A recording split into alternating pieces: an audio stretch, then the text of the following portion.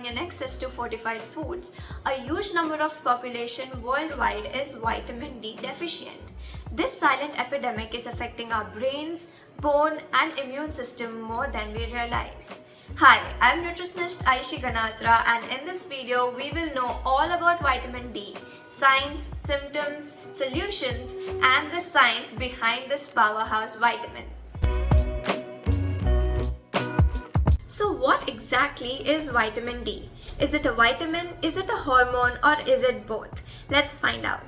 So vitamin D is mostly known as a vitamin, but in reality it acts like a prohormone. It has two major forms, vitamin D2 and D3.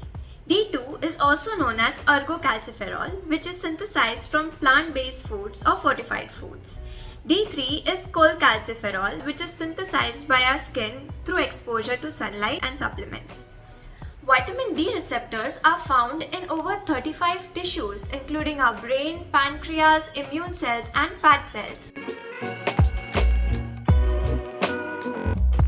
Let's move on to the functions of vitamin D. Vitamin D helps in our bone health.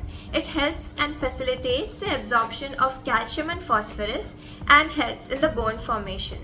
If you are vitamin D deficient, then it could cause rickets in children and osteoporosis or osteomalacia in adults. Vitamin D helps in boosting our innate immunity and regulates inflammatory cytokines. It also helps to better our mood.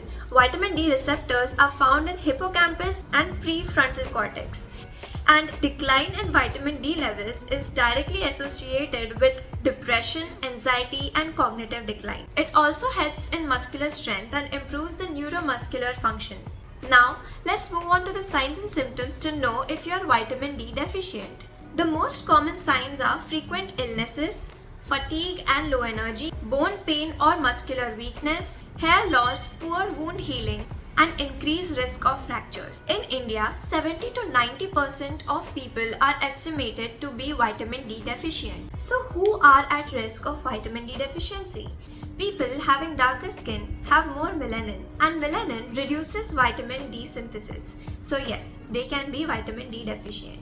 As we age, the efficiency of vitamin D synthesis reduces. So elderly people are also at risk of vitamin D deficiency. People who are obese are also at risk of vitamin D deficiency.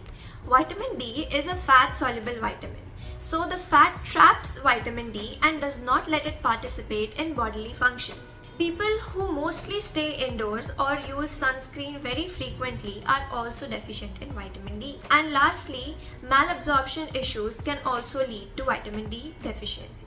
Let's discuss the sources of vitamin D. As we all know, sunlight is the major source of vitamin D.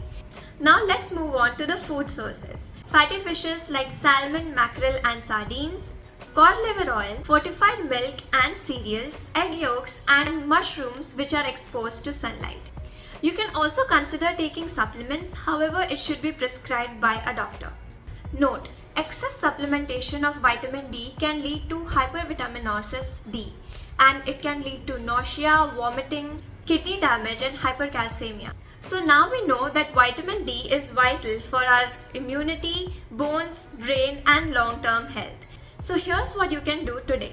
Get 15 to 30 minutes of sunlight daily. Eat vitamin D rich foods. Consider vitamin D3 supplements after getting tested. Talk to a doctor or take a professional's help. Your health is in your hands and maybe in your sunshine too. So if you found this video helpful, smash that like button and also share it with someone who's always sick and tired. Do subscribe for more such health and nutrition related videos. See you in the next video.